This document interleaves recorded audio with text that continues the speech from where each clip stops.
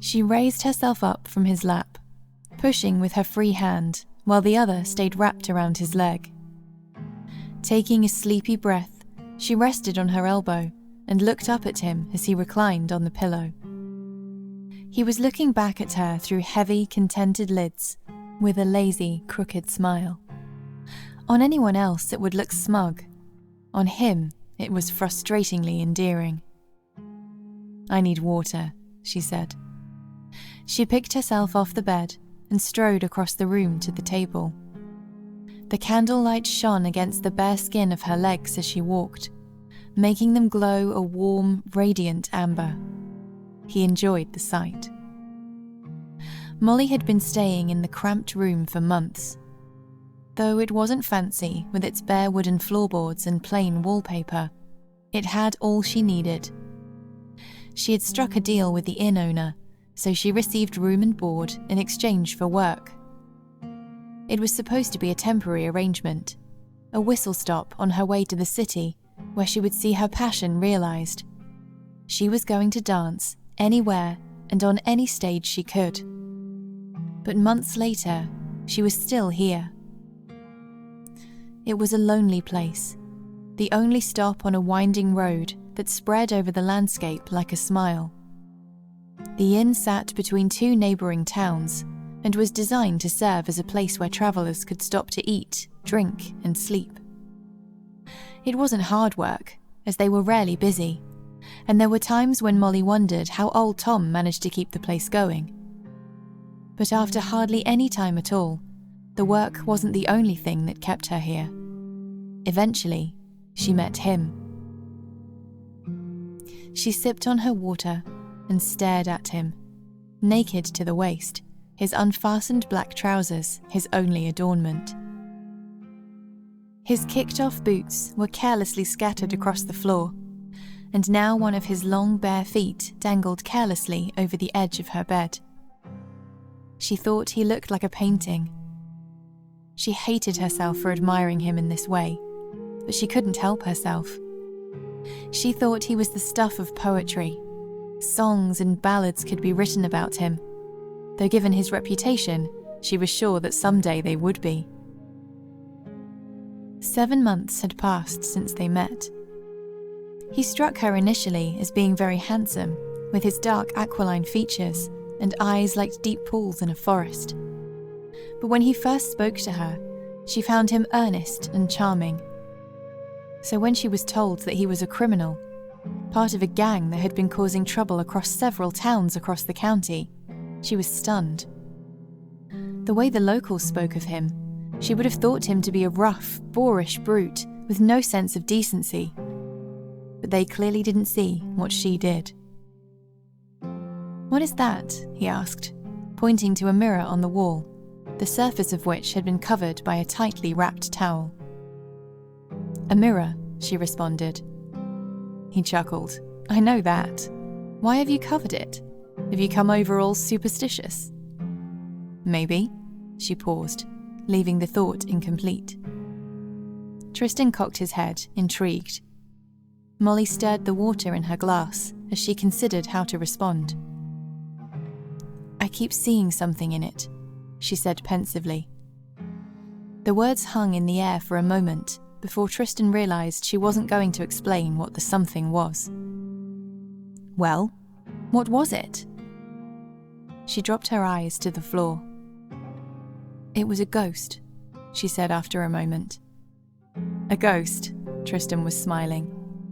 She could see he didn't believe her, but she had expected that.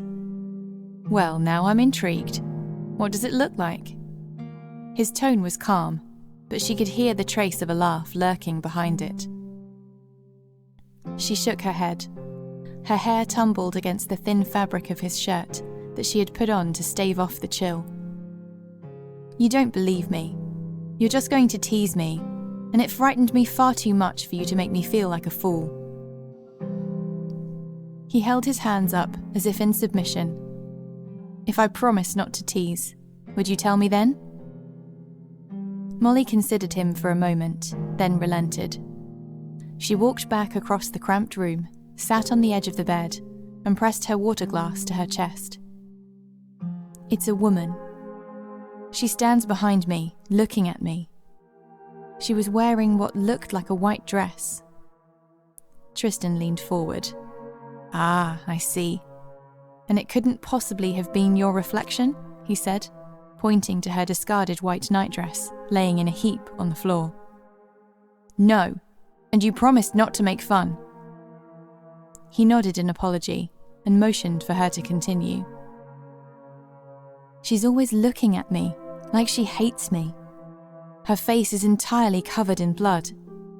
It flows from a big hole in her forehead, so much that there's barely a feature of her face to be seen. She frightens me. After a few times, I simply covered the mirrors, so I wouldn't see her anymore.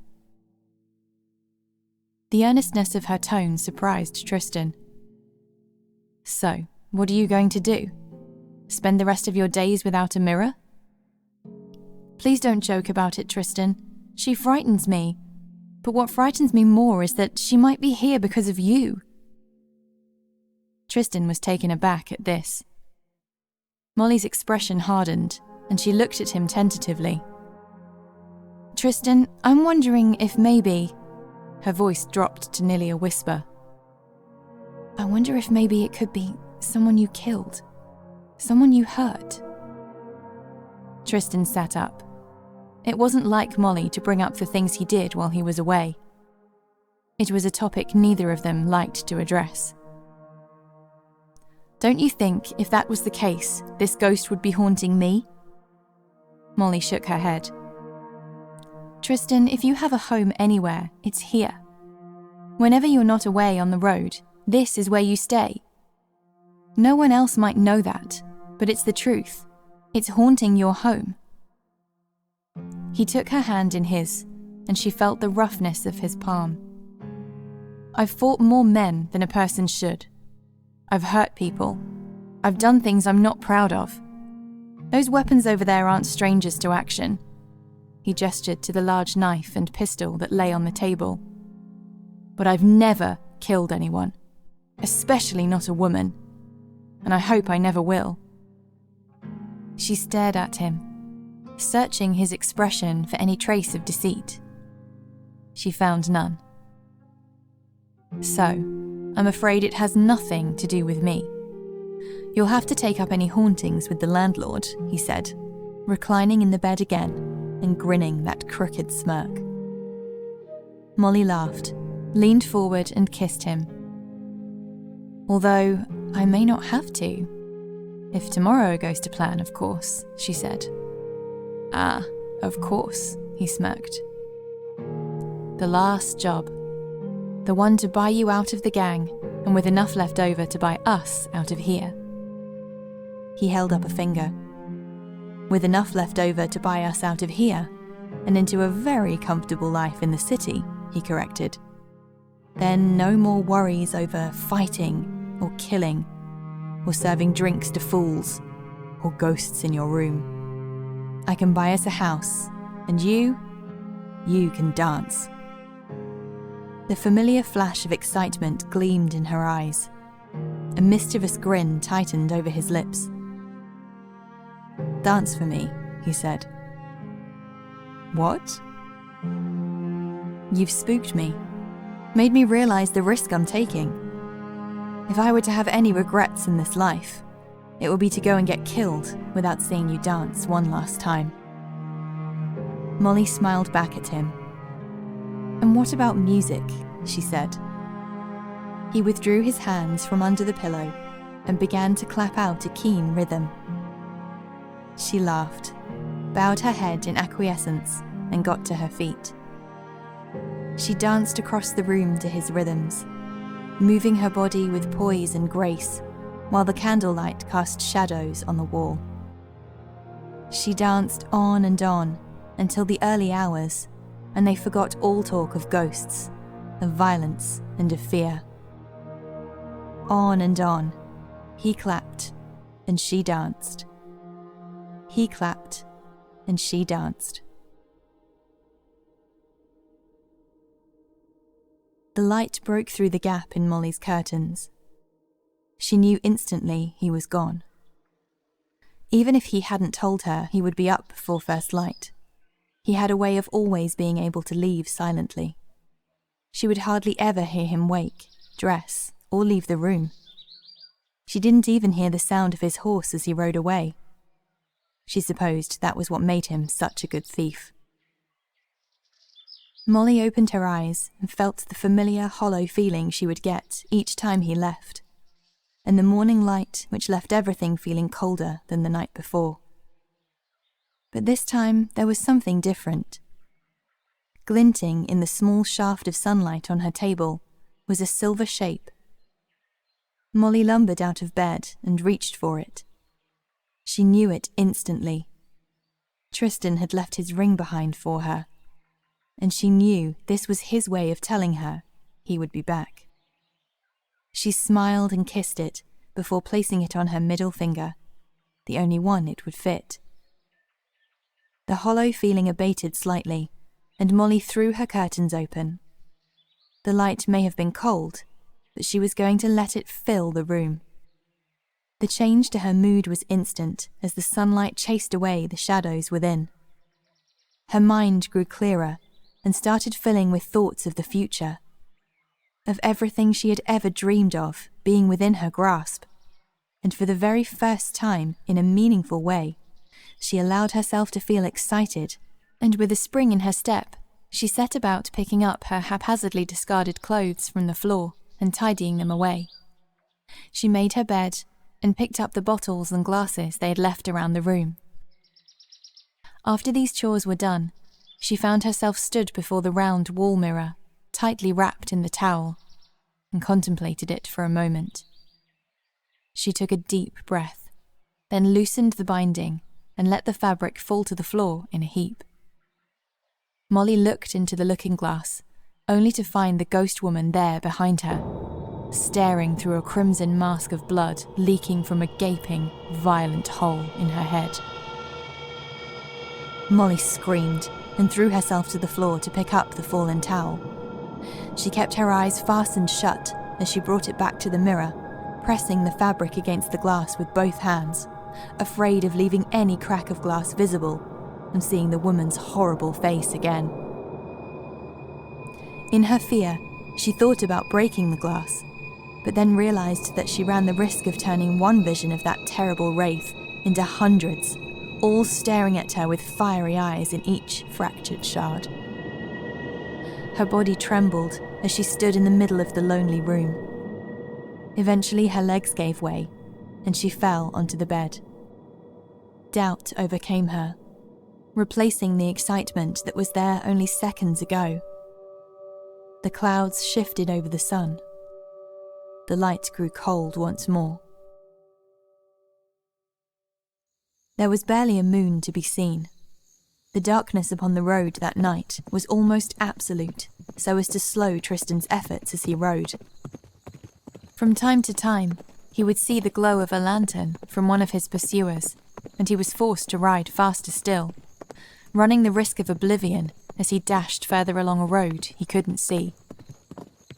He had been riding for hours, and every time he thought he had lost the men chasing him, he would hear the clattering of their horses speeding toward him, or see the aforementioned shine of their telltale lamps.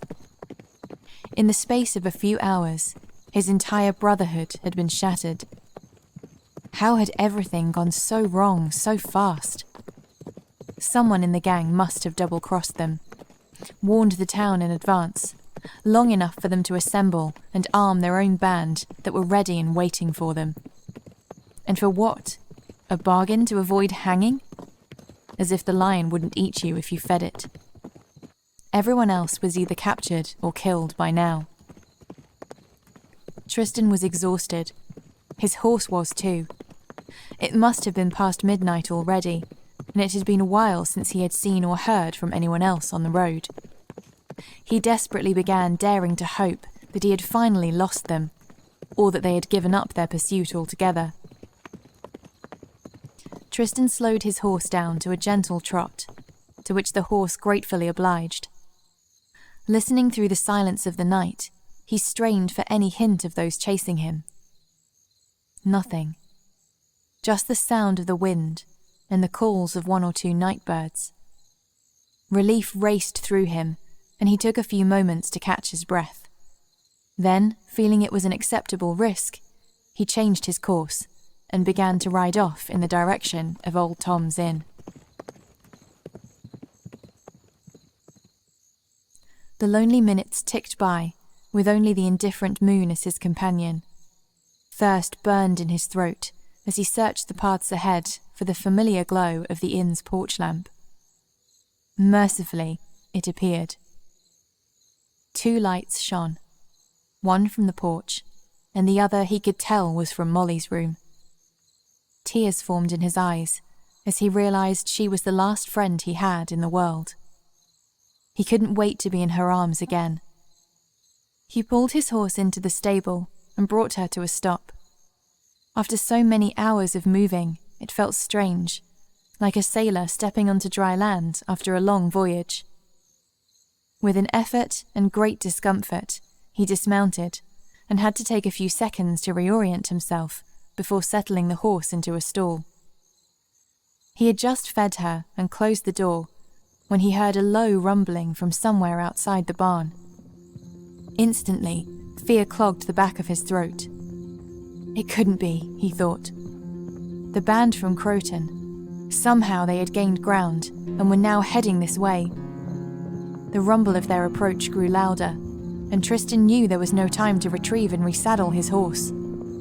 He looked around for anywhere to hide, but knew that anywhere he tried would be in vain. They would no doubt search every part of the inn and the barn. Outside the stable and across the road, there were miles of fields secluded by the darkness. If he could make it over the crest of the hill just beyond, he could hide out in the wild for as long as it would take for them to move on. The sounds of hooves beating the road was getting louder still. There was no time left. He grabbed his knife and his pistol and sprinted as quickly as his shaking legs could manage over the road and away from the porch light's glow. He saw the first traces of the horses come around the bend as he was halfway up the hill, and he desperately threw himself forward and scrambled over the last remaining steps. As he rolled over the edge, he lay upon the wet grass and listened to the men as they came to a stop outside of the inn. Their voices were loud and unpleasant, and one of them barked orders to the others to search every inch of the building. One of them banged on the door to wake Old Tom, who must have already been disturbed by the commotion, as the door opened very shortly after. Tristan crawled towards a nearby tree, the only thing nearby that could offer any form of cover, but it still wasn't enough. If any man decided to follow him this way, he'd be discovered for sure, and he didn't have the strength to outrun them. He cocked his pistol with his trembling hands. He wished he wouldn't have to use it, but he was in no shape for any other fight. His knife would be useless. If any man got close, it'd be likely they would overpower him, and he would be killed with his own blade. The sound of the men stomping through the inn carried on, and he was glad he'd decided to run, or he would already be captured. Tristan was beginning to feel as though he might just elude them when he heard leaves being disturbed over the hill, and then the rapid sound of quiet footsteps getting closer. His heart hammered, and his breathing grew panicked. He stood frozen to the spot, hoping that his feeble attempt at a hiding place might shield him from notice, but he knew the thin pine wasn't enough to do so. He raised his pistol and took a deep breath to steady it in his hands. The shadow of a figure sped over the threshold of the hill, and when its silhouette came into view, Tristan took aim and fired.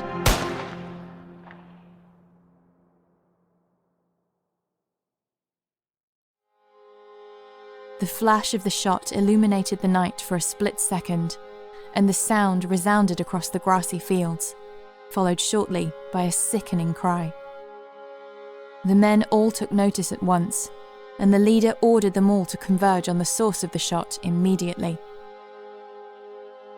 They all ran across the road and hurried up the hill with their lanterns held high and weapons at the ready. But the sight they found was not what they were expecting at all. They found the man they sought, screaming desperately, kneeling close to the body of another, someone who wore a silver ring on their middle finger. The woman had been shot straight through the head. Blood poured freely from the wound, covering her face, and was seeping down onto her white nightdress, staining it a horrible, violent red.